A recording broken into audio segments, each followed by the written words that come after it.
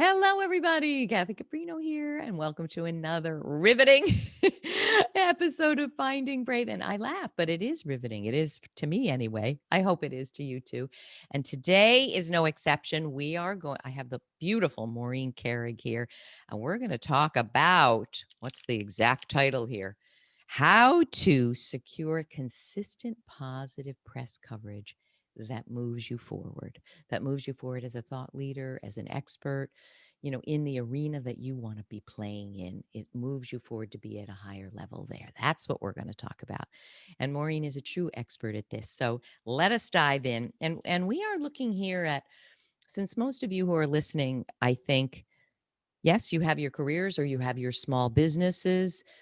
I think it's really moving forward in any of those arenas. You have a new book out and you want to be noticed. You have a new program. You've launched your startup. You want to get noticed. If you are a PR person, you're going to learn from this as well. But we're really aiming to focus on anyone who wants some high level attention that's going to move the needle. So, Maureen, thank you for being here. And let me Having tell. me. Oh, so fun, so fun. All right.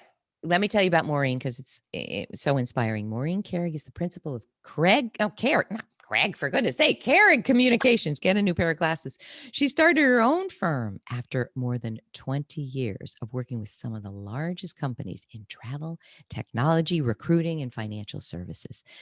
Maureen specializes in executive communications and national media relations, helping her clients build awareness, grow their business, and solidify their subject matter expertise. That is you to a T.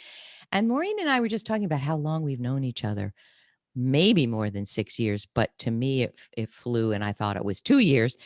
And I remember very clearly the first kind of assignment we worked together on. And it was, I believe, for my Forbes uh, blog for Speak, Kathy, Speak. And I wanted to speak to a high level executive at the time you were working with Robert Half, right?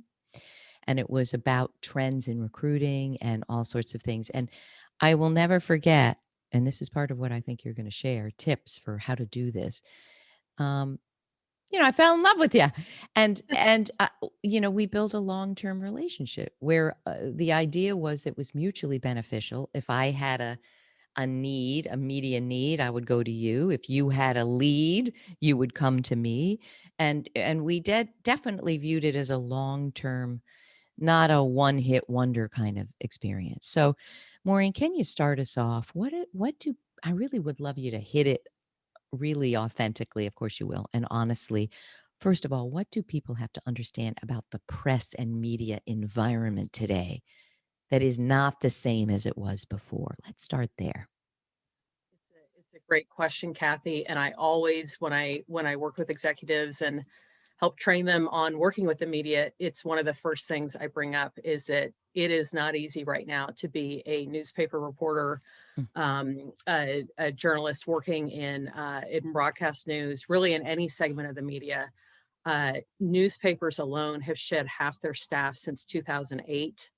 Yikes. Many of them are, closing. They're laying off staff, and what happens then is that you've got fewer people to cover just as much news as there was yesterday, a week ago, a year ago, what have you. Uh, Reporters now they're facing more deadlines. They've got more beats to cover, and they don't necessarily have the time they used to develop sources, relationships, et cetera, to really build those stories up. And it's tough too when you're not an expert, when you're assigned to cover a certain segment that you just don't know very much about. The That would way make me you work, very nervous. That would make me very nervous. Yeah, I've worked with reporters who have said, this is my first time covering finance, or this is my first time, uh, you know, covering, a certain topic. So it's very important that spokespeople, number one, they treat journalists with respect. Uh, they get back to them quickly with requests, with information they need. They don't try to fit themselves as a square peg in a round hole.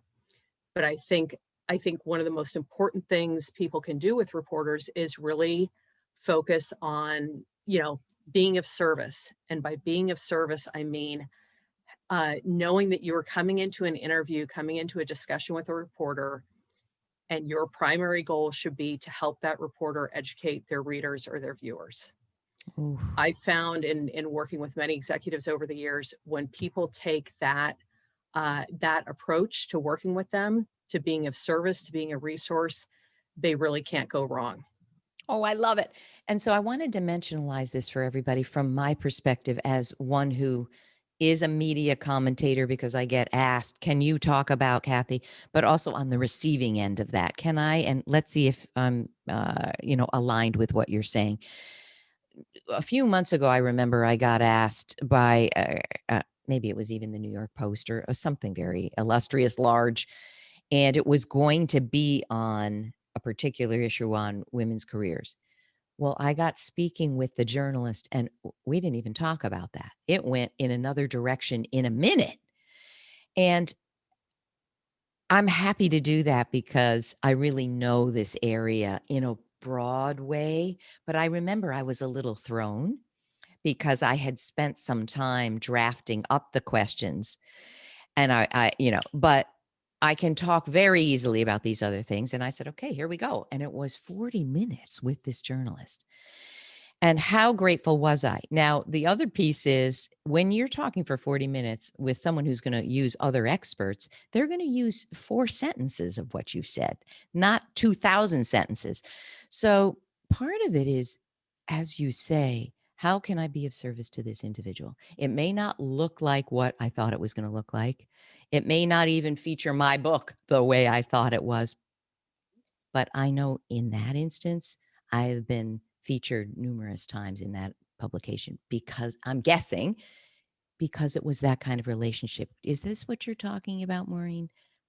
Absolutely. Absolutely, Kathy. You hit the nail on the head. And I've seen it many times before in we're not able to do this now, unfortunately, with COVID, but uh, in previous visits to the East Coast, sitting down with reporters personally, to meet them. And certainly I would have, and our spokesperson would have an agenda, some topics to talk about, some new material. But the first question I always ask is, what are you working on today? Is there anything we can help you with that you Mhm. have on your plate right now? And And so will many that times, sometimes be different from what they and then you go in that absolutely. direction? Absolutely. Wow. And usually Wow. it's a related topic. It's something we can speak to. And I usually Wow. prep the spokespeople that, you know, we're coming to them today. It's a weekday. There's a lot of news going on.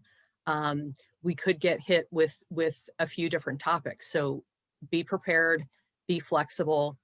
We don't have to answer every question that comes Right. our way, but it helps if we can provide some insight or provide them with someone we know who can speak to them. I find when we can really respect people's deadlines, what maybe just dropped on their desk that day, Wow. then they know, you know what, this person wants to partner with me. They want to help me. They want to be a resource. And to your point, to your example, Kathy, I've seen that happen before, where sometimes it's a reporter who will say, you know what, I do want to talk about these things, but gosh, my niece is having a really hard time finding her first job out of college right now. There was another reporter we worked with who was buying his first house and just wanted some advice on that. Other times we From sit, the spokesperson. And it was wow. and that had nothing to do what we were sitting there to talk about, but And it so was that was something. just give me a little help personally. Yeah, Right. that was just on his mind. Sometimes too, we end up talking about dogs or, just things in our daily lives. And I just find that really helps build rapport. Number one, and it just shows that you know what, we're there to help you with whatever you need. And we're Beautiful. people too. We're not robots. We're Right. not there with our corporate jargon and our corporate speak, just that we're going to hit play on a machine and just start going. We're there to help. I mean, it's so simple, but it's a principle that people forget. It's be of service, come from your heart, listen to what they need, and and this the I'll be really transparent. The other thing I think is to try not to be terribly self-promotional in whatever you do. I've had a hard time with that because, and I've always had a hard time with that because I know even in my Forbes blog, I want to include links to additional resources. So if I interview Joanne Lublin, who's a Pulitzer Prize winner, and she's just been on my podcast, I want to make sure I include that link. But Forbes and other platforms want to make sure that the writers themselves are not overly promotional, because then it really damages credibility. And it's taken me a while to realize there's a fine line between me offering additional resources and it sounding promotional. But can you talk about, I'd love to hear your perspective of the biggest mistakes people make with journalists, bloggers, reporters, and I see it every day. And when you make these mistakes, and I don't mean to sound cruel, but you'll just be, I'll block a person if, for instance, they keep hounding me with the same pitch. I'll give you two times, but then if you keep saying, I guess you're busy, too busy to respond, you're out. Can you talk about the other mistakes you see people making trying to get great media? Yeah, and there are a lot of them. Those Take a that you hit list. on are, I see these, and sometimes I'll say to reporters, tell me what you're seeing right now. Tell me about the funniest thing or the craziest thing you've seen. And the stories I hear are pretty nuts. One is people not personalizing their approach. Oh, how about that? Um, Hi, dash. I mean, line, like they forgot to fill in the name. right. And you're getting a canned email on something maybe that's not even related to anything you write about, Kathy. And it's like, okay, this is, we all know when we go to our mailboxes at home and we pull out all the junk mail, all the things that are just going straight into the recycling bin. Well, reporters are doing the same thing with their emails. They're just hitting delete, delete, delete when they see something that looks like it's just a direct mail piece. And I don't blame them. They don't have time for that. They don't have they're not compensated for how much time they're spent answering email. They're compensated for the great stories they put out, and how they connect with readers and contribute to the conversation. Can So I I think, can I add something that I think might be helpful that I haven't heard a PR expert say, but I think it needs to be said? So, for instance, for me, I cover a broad range of topics in the world of careers and leadership and executive work, right? What I get a lot of is, hey, Kathy, I'd love to put this person on your radar. She's a startup founder and it's a new product. And I've never featured a new product. That's not my beat. So I think that some people, this is what I really want to make clear. Some people might have just heard what you said and said, "Well, I'm doing that. I'm sending them what fits." But really, if you read the past, and this is what I recommend, 30 posts of mine, not one of them is about a new product or the handbag line. I'm right, not putting this stuff down, but I'm not a fashion. It's not my beat. Now, for instance, I might go to entertainment and cover that, but it's in the lens of leadership and women's careers. So I'm probably not going to feature the latest, animated movie on blah, blah, blah. Can you talk about this so people really get it? yeah, it's a big issue, and it's not only sending out these canned, mass-produced emails. It's also taking the time to research and carefully prepare before you approach any reporter. Knowing, as you said, reading the past 30 posts, following them on Twitter, looking at their LinkedIn feed. There are so many ways now. When I first started in this business, it was a little tricky to get Ah, background and get information on reporters. You had to, subscribe to the print editions. You had to read things when they came out, when they hit the newsstands. Now it's a completely different ballgame, and there's really no excuse not to be prepared when you reach out to you're right. to a specific person. So reading as much as you can of their work, learning about them through their social media feeds, through perhaps what other people are writing or covering about them. But there's so much information available to us, and taking that extra time to say, Kathy, I read your piece on X and it made me think of this person I know, Y, who I think would be terrific for you. And here are a few quick bullets. It doesn't take a 6-paragraph essay. People don't have time to read these things. It's almost like reading a resume. People get an impression, a quick 60 seconds, quick 60-second scan. I think the same thing goes for some of these pitches. You need to be relevant. You need to be specific. You need to be personal in your approach. And you really need to show how this person is going to bring value to a conversation. Oh, Maureen, I know you do this, in spades. Another piece of this that I think is a huge mistake, and here I'm answering my own question, but I should shut up and let you answer. What people do is, hey, Sally Woohoo is a client of mine. I think you'd be interested. Give me a pitch. Give me an angle. Sally Woohoo's great. Don't you know that, Kathy? For goodness sakes, she's all the rage. Why aren't you covering her? Give me an angle. Can you talk about what that means for people when they're pitching themselves? Yeah, and it's hard because I think people think they need to build themselves up in a certain way to make themselves appear in a certain light, or that they're better than other people, or they're groundbreaking, or they're state of the art, or the most important thing. No, reporters don't respond to these big, lofty, maybe marketing type terms. Be specific. How is this person helping?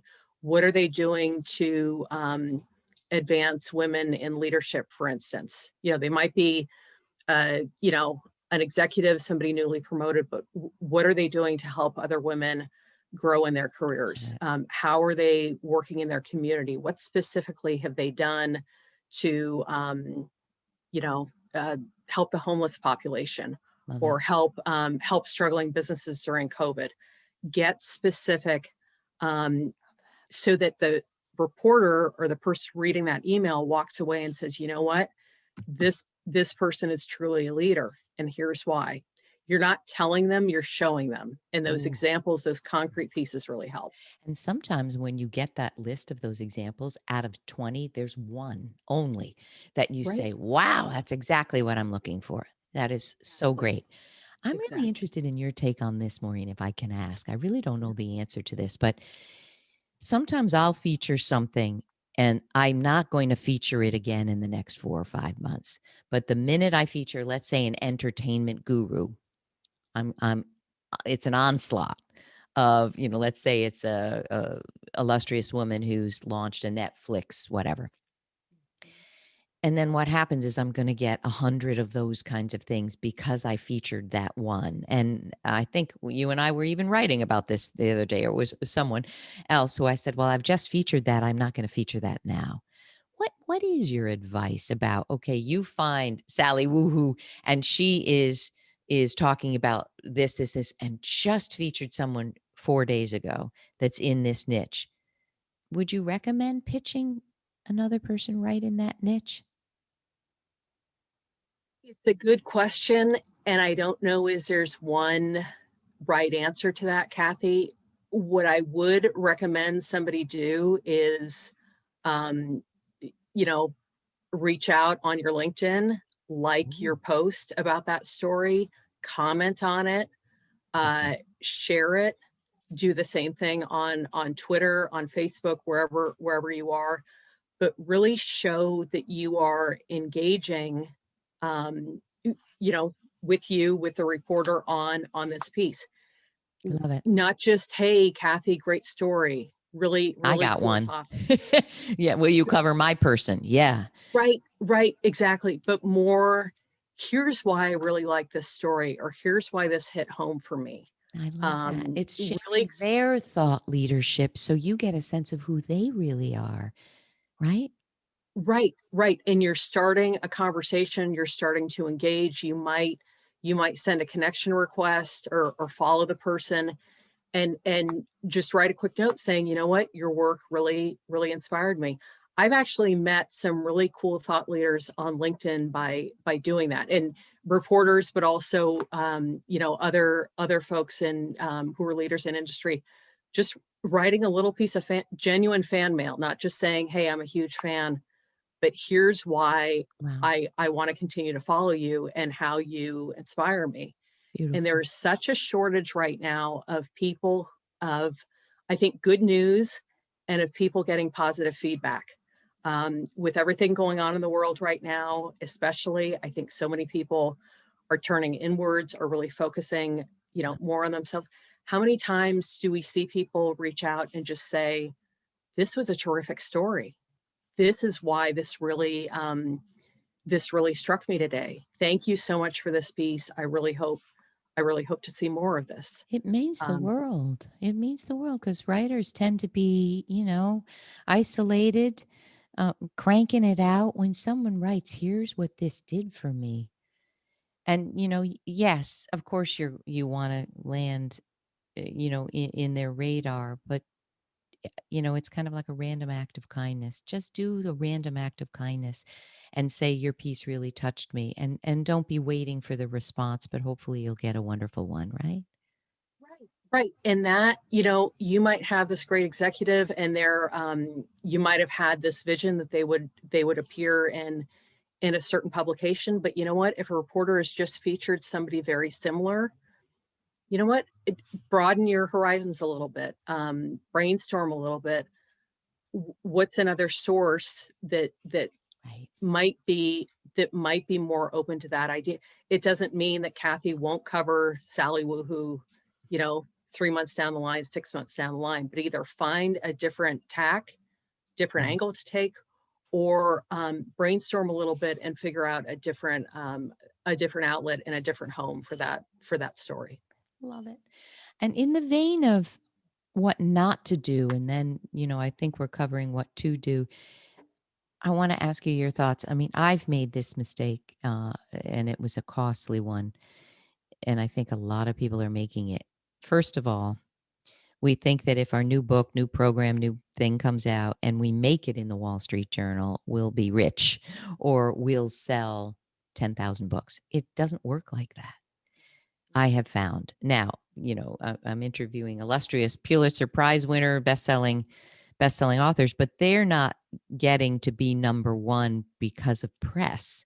They're getting to be number one from a million other reasons, from the work that they have done that is changing lives, that the press is amplifying, but it's not that, right?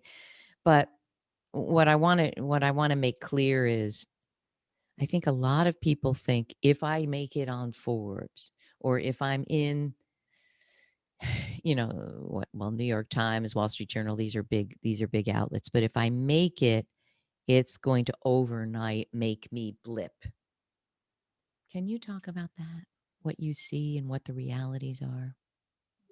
Couple things there, Kathy. It's a really terrific question. One is, I see so many times people will say, our main goal is to get on the front page of, like you said, the Wall Street Journal, the New York Times, to be on the cover of Entrepreneur Magazine, Forbes, whatever it may be. And oftentimes I'll ask the person, what's your readership? What's your ideal client, your potential client base?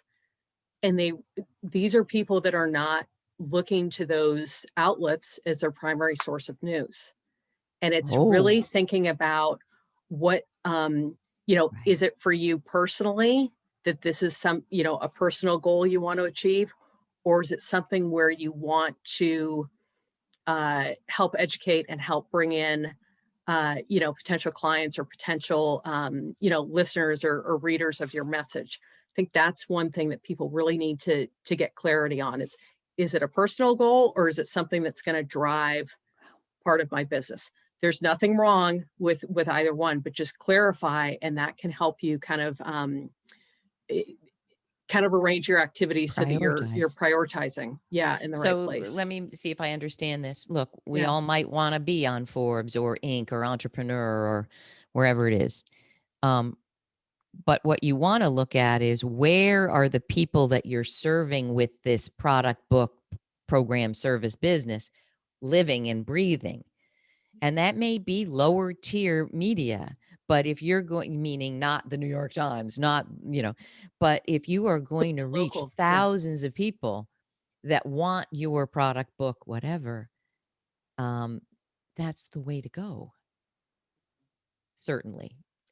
As a start anyway. Yeah. Is that what Yeah, you need? really, really thinking carefully about that. And then I think too, once you get that press hit, that's not game over at that point. You and whether it's a Forbes hit, whether it's something in your daily newspaper, a local newsletter from one of the daily newspapers, whatever it is, take that hit, and then it's up to you to help promote that. What are you going to do on your LinkedIn page and your other social media? What are you going to send out to your current clients? How are you going to continue that conversation? Because as we chatted about earlier, sometimes that reporter is just going to include one quote or a couple of quotes. What else is there to the story? How else can you help educate people and bring them on board? There's a whole suite of efforts and kind of to-dos that come with getting a press hit, because truth be told too, not everybody is going uh, to read these news sources every single day. There's a chance they're going to miss it. So make sure that Yeah. you get out in front of them and you share something extra to really Love help it. help continue Part it. of Yeah. that, I want to ask your thoughts. I have this, what do you call it? Policy, habit. If I am quoted and 6 other people or 5 other people are quoted, like, what was it? It was a New York Post one, 6 career coaches weigh in on the best career advice they ever got. What an article. I couldn't wait to see what the other 5 career coaches said. So what I try to do is when I share it, 2 things, always 2 things. Always tag the other people in it. If you're always worried about competition and I don't want to point to that person, you've already lost. I don't mean to be snarky, but there's room enough for all of us. So I always tag them. And in that case, there was an individual, Dr. Noah Cass, who's a New York psychiatrist. And when I shared it, he said, "Would you like to hop on the phone and chat?" We had the best chat, and he was so helpful 500 other ways. And now he's on my support page for my course members and clients. So number 1, always amplify it that way. Number 2, I don't mean this to sound self-serving, but when someone features you, they choose, whether it's the New York Times, whatever, they choose to include you. Tag them and thank them. So for years, I would get a little annoyed that people would say, "Thank you, Forbes." Why? Because I'm the one that interviewed them. I'm the one that did the work. I'm the one that chose them or said no. So of course, everyone wants the name Forbes, but don't forget the hard work of the writer who amplified your message. Tell us what you think about that, Maureen. Give us some tips more. Is that how you see it? Every time I work with a reporter, I write a note afterwards. Uh, thank you for including so and so in your story. This was a great piece. I really loved how you incorporated these different resources to really provide a better picture of today's economy, or whatever story it might be. It doesn't have to be long. It doesn't have to be flowery, but just showing that you read it, showing that you appreciate the story and the work that went into it. And then what else can I do to help you? Yeah. What's on your desk right now? What are you struggling with that I can help you with? And my approach, Kathy, is I've got great clients right now who are wonderful people. I feel very confident putting them in front of reporters. But if somebody comes to me and says, "Maureen, I'm doing a story on a different topic, covering a different type of industry," I'll say, "You know what? Let me reach out to some people in my network and see who I can find for you." I'm not just placing clients. I want to help continue these relationships and find people. And it might be through my LinkedIn network. It I might be love it. through, my personal network of family and friends. But I want to make sure I make some efforts there and help them with whatever they need. And I know that We've talked about this. People stay in relationship with you for years because of this, Right. because you're not Right. just thinking, let me get this hit. There's another thing I wonder about. When you're representing Fred Jones Mhm. and you thank the reporter, do you ask Fred to thank the reporter publicly? Uh, I sometimes the spokesperson will go ahead and thank that. Sometimes they'll ask me what the protocol is, what's correct. They don't want to do something Oh. that's maybe not. But what's better than one thank you? Two thank yous. That's it. So if Fred Smith can on LinkedIn, where he has 400,000 followers, when he can tag the reporter, um, why wouldn't you? Why wouldn't you do that? Why Exactly. wouldn't And you take the time to acknowledge and thank and be grateful? All of these little things really create a relationship that lasts, they do. They and do. and it And will move your business forward. Absolutely. it does because, and again, it's a long game. This is not, you know, sometimes we get coverage right away. Other times it can take weeks or months, but along the way, unless I hear from a reporter, you know what, Maureen, this none of what you're giving me is relevant or makes sense or is worthy of coverage. And I've I've not gotten an email like that No, yet, you've thank never goodness. gotten an email like that. I mean, I'm sure they're saying, "Thank you, I just covered that. Thank you, that's a little bit off the beat that I'm going for." Right? I Yeah, mean, and some people are just they're buried right now in COVID coverage or still covering right, right, political issues or right. whatnot. That the timing is not quite right for the story, and a lot of times it's timing, you know, circumstances, different things like that. But until and unless a reporter says to me, Maureen, I say uncle, you know, I'm done. Then That will I'm going to never keep happen with you. going Good. because So, unless you hear no, right. then you know, I think it's fair game to just keep, and as long as you keep providing good content, good relevant personalized content, you know, the doors are always open. I love it. We are differentiating here, though. Don't keep pitching the same thing. Don't go back. How many times do you go back, Maureen? 3 times or, twice? um I usually go back twice, I like that. and then I take a little bit of a break. I don't like it, and I've heard reporters tell me this before that they can't stand it when people continue, like you said, with the same topic. Or I just saw this story. Why didn't you cover so and so? Why didn't you reach out to me? Um, that's just you're never going to get anywhere. No. Creating friction with a reporter like that. That's just it's a waste of time. You might feel good for a couple of seconds getting something off your chest, but that never bodes well. It's like, Even when there's a mistake in coverage, even when there's yeah, you know, something maybe went a little bit sideways, have a discussion, pick up the phone, have a discussion. But angry emails, accusatory tone, you know, done. why aren't you No. that, because that's all focusing on me, and that's not what we're about. It's focusing on the bigger picture. And it reminds me of Maya Angelou's beautiful statement, and I'm going to butcher it, but people will remember not what you say, not what you do. They remember how you made them feel. And if here's the writer, journalist, reporter working so hard, and then there's COVID that they have to do on top of 50 other things, and you're coming at them that you misspelled something or you're done, you're going to be done. All right. I think we're giving a lot of, I know I'm keeping you over. We've given a lot of don't do's and we've given a lot of to do's. Can you leave us with, we didn't script this, so I'm just making you wing it. Is there an example of a huge win that you've been through, where you pitched something and maybe it was a long shot and then it was in the Wall Street Journal and got the company, is there a huge win that you can share and maybe why you think it was such a win from a media thought leadership standpoint? Yeah, you know, if I can give you two examples, and I'll 2 is make them good. I'll make them quick.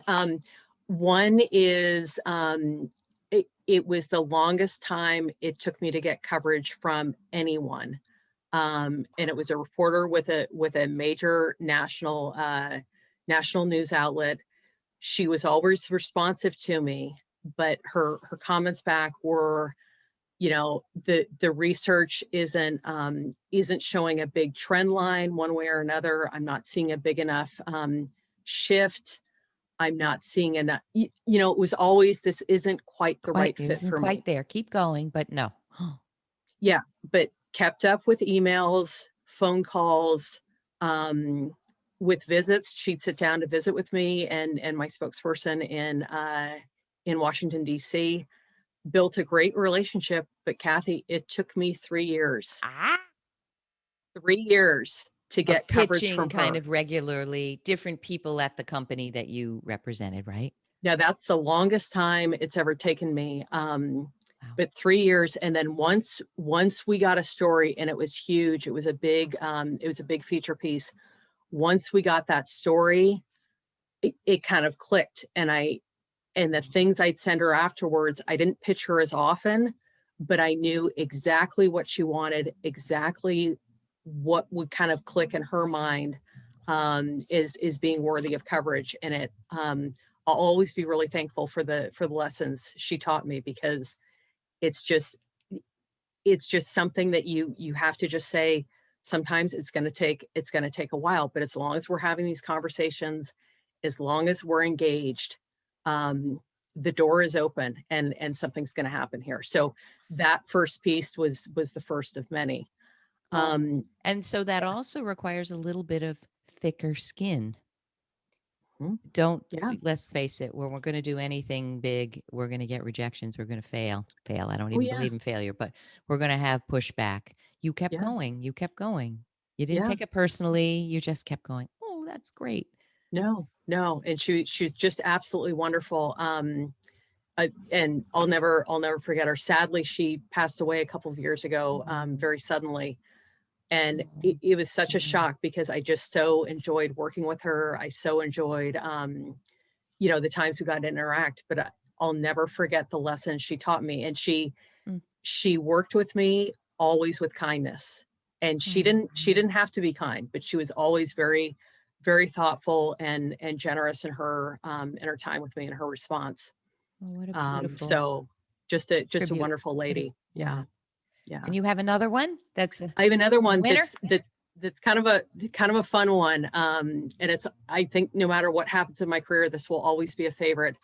I got a call from a reporter I'd worked with several times. He called me when I was on a business trip and said, "Maureen, I'm looking at some new data coming in from the U.S. Department of Labor. It's looking kind of interesting here. And I'm wondering if you've got somebody I can talk to about this. I need to do it pretty quickly, though." And it was data that showed that companies were more willing to give employees bonuses versus raises. And kind of, he wanted to explore the reasons, the reasons why, what goes into a company deciding. Oh, what a topic. How interesting. Yeah, how they're going to read that piece. Give me that link. I'll send it to you. It's a good one. So I was on a business trip. I was getting ready to go to the airport, and I thought, gosh, he needs somebody now. Called one of our executives who is based in Boston, and he picked up quickly, and he said, what do you need? And I told him, and I said, he's on deadline. He needs to talk quickly.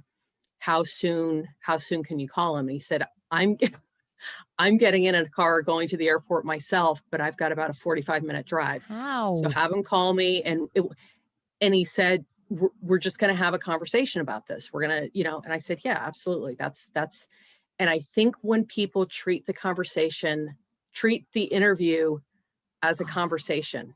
What a good tip. Instead of, here's my bullet points, I'm going to read them to you. I'm going to read them to you. It's going to go in an organic way. And here's what my boss wants me to say. Here's, here's the company approved, check marked pieces with all the company jargon and acronyms and all that stuff. No, that's all out the window. And I think this gentleman is so successful in what he does, because he treats each interview like a conversation, like he's at a barbecue, meet somebody for the first time, and okay, let me walk you through what I'm seeing. Oh, Let me tell you about it. And he's just got an incredible style. But he he called me, he said, I talked with him, and emailed him a couple of charts, couple of graphics. Here's what he wants to talk about. He'll call you soon. They connected. That's great. So the next day we saw the article online. It was Wall Street Journal. It came out really nicely. He was the first person quoted. And that's another thing I'll bring up, is that oftentimes, and reporters often, are on a fast deadline. They need the information yesterday. But the sooner you can get to them, I think that makes a big impact in the coverage as well, because you might be the very first person to interview with that reporter. You might be able to kind of set, I you don't want to say shape it. set this. You shape it. What that person says in the beginning is going to shape the direction of who else they speak to and what else they cover, don't you think? It could be, yeah. And I don't want to say that everybody who talks to the person first Yeah. is going to have that power, but if they're good at what they do, and if they're truly an expert at what they're talking about, I think they can pretty much help that reporter outline the story and the key points, and probably plug into a bunch of those points. So not everybody, but yes, the good people will shape the story. So I think the fact that he got to him quickly was important. He was the first one quoted. He provided some great insight. But the great thing, Kathy, was the next morning I got an email, very, very early West Coast time. And it was this executive on the East Coast, and he said, Maureen, grab your print copy. It's on the front page.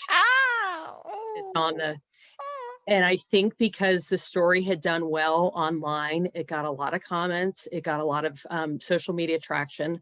So again, when you see stories from reporters, liking them, sharing them, commenting them, that makes a huge difference. But this That's such this a ran on the joyful front page, story. and I just have an online subscription, so I had to I had to I'm driving, drive I'm to. getting my coffee. Oh my, what a thrilling experience. And I just am so glad to end our talk with this.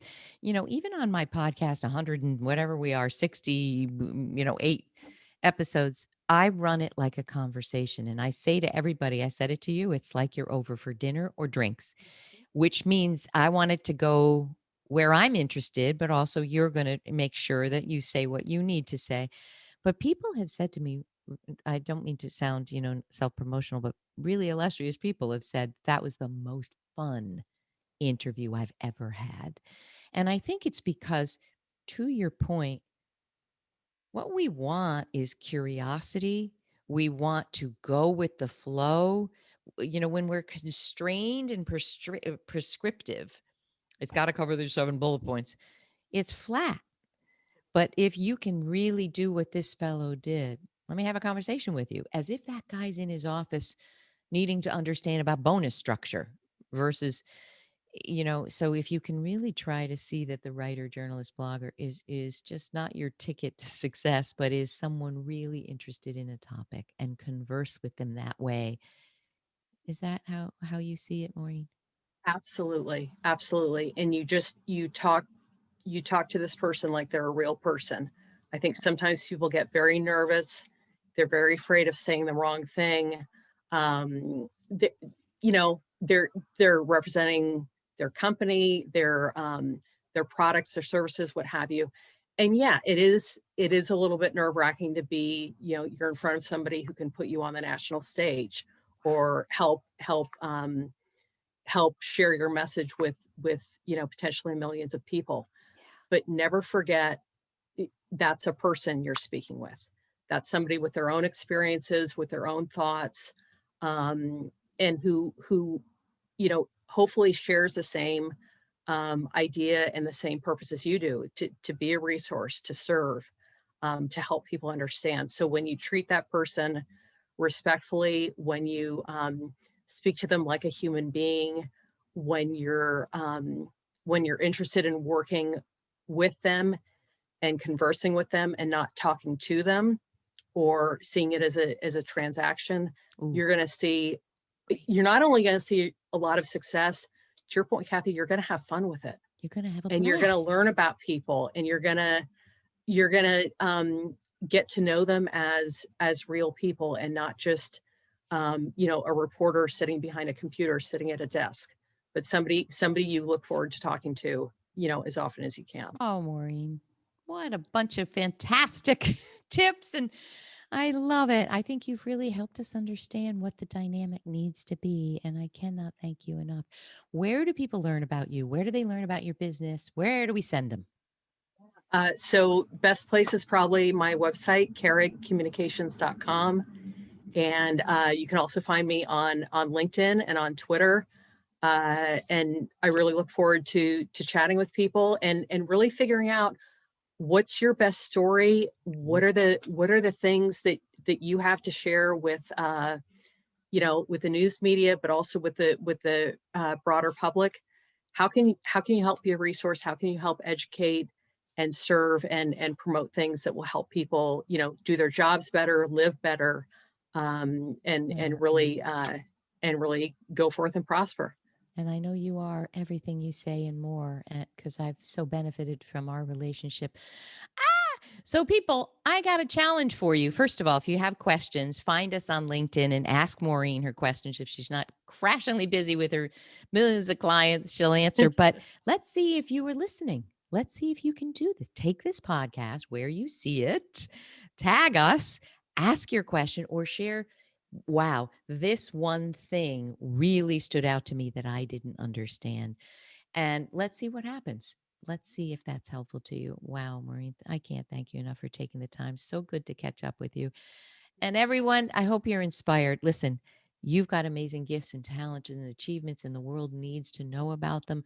But there's a way to go about that. And I really hope that you found our talk today helpful in you getting your message out there to share your brilliance with the world. So that's it, folks. Have a wonderful week. And I hope we hear from you. We'd love to be of help. And we'll see you next time. Thanks again, Maureen.